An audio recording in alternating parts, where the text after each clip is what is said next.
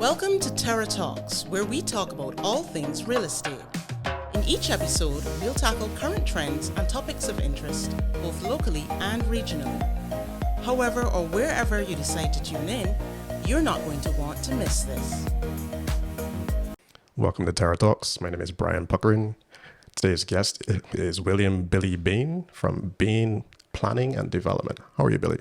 I'm fine, thanks, and good afternoon to you, Brian. Welcome. Billy is a chartered town planner. Do you want to tell us what town planning is about and what you do? Right, yes. So I'm a chartered town planner. I've been working in planning for over 30 years. 28 of these years I've been in Barbados in private practice. I have my own practice, which is Bain Planning and Development. As far as planning goes, there's basically two sides to planning, or two aspects. You have the public sector and the private sector side. So starting with the public sector side, public sector planners would be engaged in dealing with what we call development management or development control, where they are assessing planning applications and other proposals for listed buildings or tree preservation orders or whatever, or tree preservation tree permit applications, and planning. Public sector planning also embraces the policy side. So we have just had the new Physical Development Plan 2023 passed by Parliament, I believe. So that is a public sector document which guides planning policy for Barbados. On the private side, you have individuals and firms like me who represent clients in putting forward the proposals and justifying their planning applications, dealing with appeals, involved in master planning, etc., for a wide variety of projects. Okay. So you said that you deal with master plans. Give us an idea or an outline of what you do exactly. So I work quite often with architects and engineers and other professionals. I'm quite often part of a multidisciplinary team, especially when it comes to impact assessment studies, what we call environmental impact assessments, where you need to engage with other professionals, architects, engineers, sociologists, and so on. So quite often I'm part of a team working on a project. Sometimes I'm working individually on a project for a specific client. And in other occasions, I will get involved in some design work through subdivision layouts for residential developments. I don't design houses, or I'm not a designer, but I will get involved in doing some basic master planning like that, in conjunction with an architect as well. So, like the area of Warrens, you would have designed where the roads are laid out, where buildings are set out and stuff like that? Or? Well, Warrens, in my mind, is a good example of a bad example. It's a place that's lacked master planning over the years. It's developed incrementally on a lot by lot basis, and with the result that it's just really represented individual landowners' interests, and there's been no master plan to achieve, for example, the correct pedestrian environment. It doesn't even have a bus station, and yet so many people work there. There's limited landscaping in the area. It's obviously congested, so there's no proper traffic plan. And one thing that I always feel Warrens could have benefited from, if it was properly master planned, would have been a residential component, to make it a truly mixed-use area. And when I say residential, I'm talking about apartments that would have been probably aimed at young professionals. It wouldn't be an overseas market that would buy into that area.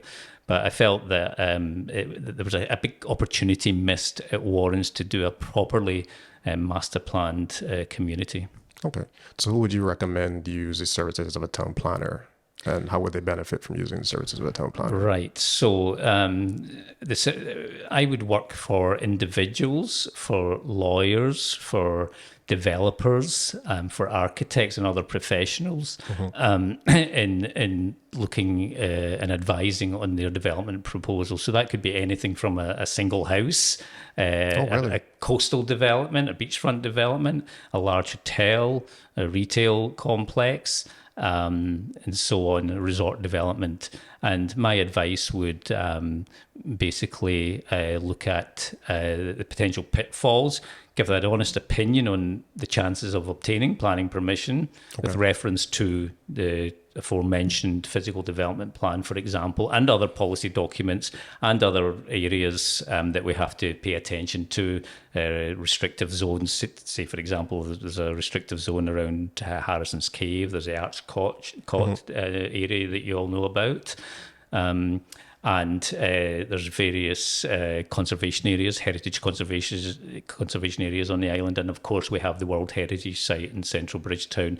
So I have to look at all these various areas in advising clients, as well as water zones as well. We now have new water zones, which have just come into force a short time ago. Okay. And also I have to tie that back to the planning legislation as well. Okay. Speaking of water zones, how does water zones impact planning for us? Water zones are very much tied up with land use planning, and the new water zones are reflected in the new physical development plan. And the areas, there's several areas identified as Zone A, for example, where absolutely no development can take place at all, other than benign developments such as a PV farm where you don't have any wastewater or drainage issues. Okay. And what we call agriculture involves just arable farming. There's no animal husbandry allowed in the Zone A area. Mm-hmm. So the water zones are quite restrictive, and that's another area. So you need to, when you're looking at land use policy, you need to always refer to the water zoning for an area, because it's very important that an applicant or a client understands what restrictions are in place. Okay. So would you recommend that somebody building a house contact you to find out if they need to do these things or no? Not necessarily building something like a house, especially if it's on an approved residential lot. They wouldn't really need to engage my services for that. But if, for example, it was an agricultural land or on the beachfront, then yes. But if it's in a residential lot where all the parameters are clear, normally they would go directly to a draftsman or an architect for that service. One thing I always do at the outset with new clients is ask them to make sure that they check the covenants on a particular piece of land, because there's a misconception that while I have planning permission to carry out my development, I'm good to go, there may well be a covenant that says you can't do X, Y, and Z, and oftentimes covenants are stricter than actual planning policy requirements. So, for example, whereas a single house is usually meant to be set 6 feet or 2 meters, I think it is now, from a lot boundary, you may have a covenant in a resort that says, no, you have to be 10 feet or 3 meters back from that boundary, and you can only go certain height as well. So covenants can take precedence over the planning permission, and quite often people have gone ahead and got their planning permission and fallen foul of covenants, and that opportunity there is for neighbours to object and say, well, this covenant is still applicable to this area, and you cannot go ahead and do what you want to do despite the fact that you have planning permission. That's interesting. So planning permission coming from Town and Country Planning doesn't necessarily take into consideration the covenants. Quite often the Director of Planning will not be aware of the covenants because they will not see the conveyance or the title deeds. So it's important that an applicant investigates the covenants through their lawyer.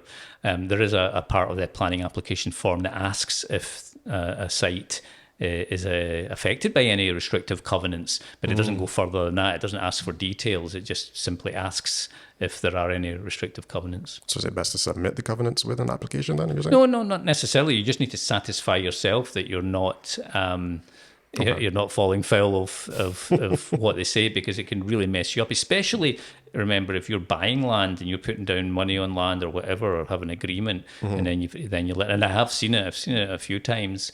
And in some instances, these covenants can be discharged because, for example, they may be considered to be obsolete. And that can happen if there's been changes in the character of a surrounding area, for example. So if you take an area that was maybe predominantly residential, but gradually the covenants have been breached and people have got away with it for whatever reason over the years, and that area now appears commercial, then the individual can go to the court to have the and I don't know if I'm using the right terminology, but to have the covenant discharged because it's deemed to be obsolete. We see some PV systems, PV farms going up in agricultural areas, some in residential areas, one or two on the commercial properties. How would somebody go about determining whether or if they can set up a PV system, and what is the process for setting up a PV farm or system? Right. So the first thing to note is that planning permission is not required for PV panels on a rooftop installation, be it on a house, a carport, or a commercial building. So these PV panels that you're seeing appearing on government buildings and warehouses throughout the island do not require planning permission. Where it does require planning permission is where it involves what we call a ground-mounted system. And quite often, because of their nature, because of their size, they invariably have to be on land that would be undeveloped or agricultural land. There's very limited scope to use what we call brownfield sites for PV farms. And it often doesn't make sense anyway, because it's not a most effective use of urban land, which is more expensive. So we are seeing many PV farms sprouting up in agricultural land. And there's a couple of things to note there, that while the land is agricultural, in many instances, the photovoltaic installations are combined with agriculture, be it quite often the case sheep farming.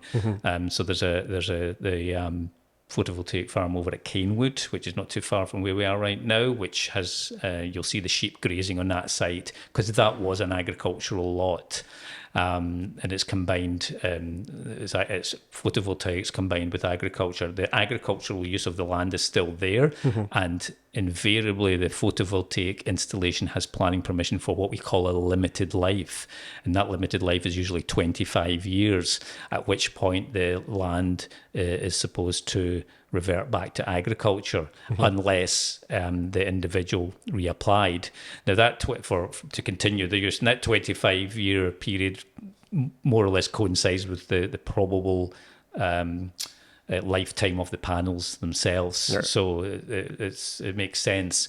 And for these photovoltaic farms, if they're over a certain size, additional studies may be required. So you may have to prepare a scoping study or an initial environmental evaluation, which is a type of scoping study, or the more detailed environmental impact assessment to look at various aspects of the PV farm. For example, the impact on agriculture, the impact on drainage, the glint and glare impact, the visual impact, and so on. So if we go to commercial properties, our building, for instance, what goes into the planning for development of a commercial site versus the simple planning of a residential site? What's the difference?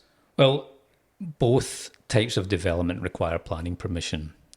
It's just that they're assessed against different policies and different technical requirements. So at a very basic level, your setback for a house is 2 meters or 1.82 2 meters, whereas the setback for a commercial property is 3 meters.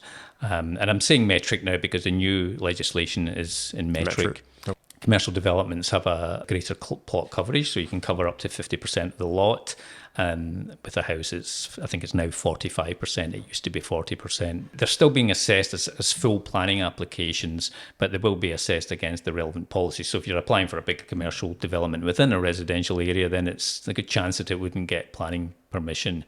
But the process is essentially the same. It's a planning application, it's assessed, it's referred to different agencies. In the case of a house, very few agencies will comment, but in the case of a commercial development, it will go to the likes of the Ministry of Transport, Works and Water Resources, I think they're now called, the Barbados Water Authority, and Ministry of Health perhaps, and the Building Standards Authority to comment on the various aspects of the building. Are there any considerations in terms of traffic management, parking, things like that when it comes to commercial properties? Yes, that's a good question. There are parking standards that relate to different types of commercial development, be it retail, warehousing, industrial uses, based on the use of the site.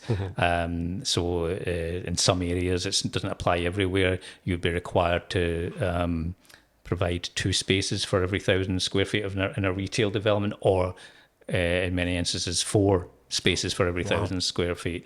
And these standards probably have to be looked at again. One example is hotels. Hotel parking requirements was 1 space for 5 rooms. But what has happened over the years is that an increasing number of staff have their own cars, and hotel parking is sometimes woefully inadequate. So there are parking standards that are applied. As far as traffic impact goes, sometimes a developer will be required to prepare what we call a traffic impact assessment. Sometimes that forms part of an environmental impact assessment. So, for example, the Pierhead development, which recently obtained planning permission, has part of that. We had to do a traffic impact assessment. Okay. I've seen them required for other retail developments as well, and medical facilities also. So these are the one, that's one aspect you would have to look at. Okay, so you brought up the Pierhead project, historic Bridgetown. Yes. What do you consider, or what is considered to be a historic building? What characteristics, and how do we identify a historic building? Right. So there is a list of what we call listed buildings, and the powers to prepare that list are contained, I think it's Section 6 of the new Planning and Development Act 2019, which sets out the procedures for preparing the list. So the list may be prepared by the minister. I believe also the National Trust can put forward buildings to be part of that list, and the list should be published and available in the Planning and Development Department. The Pierhead itself actually only had 1 listed structure, which is the screw dock. None of the warehouse buildings were listed. The screw dock is listed and is being preserved. So if you wish to alter or do any work in a listed building, there's scope to do limited repair work, for example, but generally planning permission will be required for alterations to a listed building. If you wanted to, sometimes even changing the windows or changing the roof or whatever may require planning permission, whereas it wouldn't normally for a non-listed building. So listed buildings also require planning permission if you wish to demolish a listed building. There's a process to be gone through there as well. Quite often listed buildings are located in heritage conservation areas like Speightstown, like Central Bridgetown or wherever. And I should also say that permission to demolish buildings in heritage conservation areas is also required. I believe that to be a new provision in the new Act. Going forward, how do you see town planning compared to the last 10 years? How has it changed for you? Well, the main change over that period would be the introduction of the new Planning and Development Act. The new Act was passed by Parliament in January 2019 and was proclaimed in early December 2021. And the aim of the new Act was to create a higher level of transparency and efficiency in the system. We now have a planning board which determines the more complicated planning applications, and whereas in the past these would have been processed or determined by the former chief town planner, or in some instances the minister, where it was referred to the minister if it was beachfront or agricultural land. So now we have this board, but what's actually happened with the board is the board has a power to delegate. So a lot of the planning applications that you see submitted won't actually be determined by the board because they're of such a minor nature. They're passed back to the Director of Planning to process and determine himself. Okay. In instances where the board determines, then they will receive a recommendation from the Director of Planning. So that's probably the main change over the last 10 years in terms of the legislative side. I think also that there's a greater scrutiny in terms of planning applications over that period. More requirement for special studies like environmental impact assessment, more stringent and clearer guidelines on what should be done for these studies. What I have noticed over the period is that there hasn't actually been a significant increase in the number of planning applications being determined by the Director of Planning. Okay. I think, in fact, the peak in my time in Barbados was round about just before the Cricket World Cup 2006, 2007, when I think there was close to 4,000 planning applications submitted on an annual basis. Round about that time, that is now down to 2,000 roughly, I think, for last year. Traditionally, we've had these discussions in the public, in the newspaper, about use of beaches and access to beaches and things like that. Yeah. Is there any provision in the Town Planning Act or rules and regulations now that governs access to beaches, planning on beaches, cliff frontage, things like that? Yeah, so quite often there will be rights of way already in place to a beach. Sometimes there'll be private rights of way, but sometimes they're public rights of way. With new developments, sometimes the planning department would seek to improve those rights of way or add additional access to the beach. Quite often you will get conditions on permission that will seek to ensure that existing rights are protected and not blocked, because it is obviously a very emotive issue, and as we see higher density development on the west coast, then there is this perception that access has been blocked. Many of the accesses, as I say, are publicly owned and managed, but there are private ones. But it is a very emotive issue. Favorite project and why? Favorite project? Oh my goodness. Well, if you can disclose what it is. Yeah, well, I will disclose one because it has planning permission, so it's in the public realm. I thoroughly enjoyed still working on the Pierhead project, because that was a major urban rehabilitation exercise. Very complicated planning procedures to follow because it's in the World Heritage Site. It's dealing with old buildings. It's dealing with listed building, as I mentioned earlier. It's dealing with coastal issues as well. So it was a very interesting project to work on. Okay. Ladies and gentlemen, Billy Bain, thank you. Thank you, and it's been a pleasure being here. Thank you. Do you want to tell our guests how they can reach you? You can reach me via my website, which is bainplanning.com. That's www.bain is spelled BAIN, planning all one word.com, or on my cellular number, which is 825-1639. That's 825-1639. That's been another episode of Terra Talks. My name is Brian Puckering, Senior Valuer at Terra Caribbean. Thank you.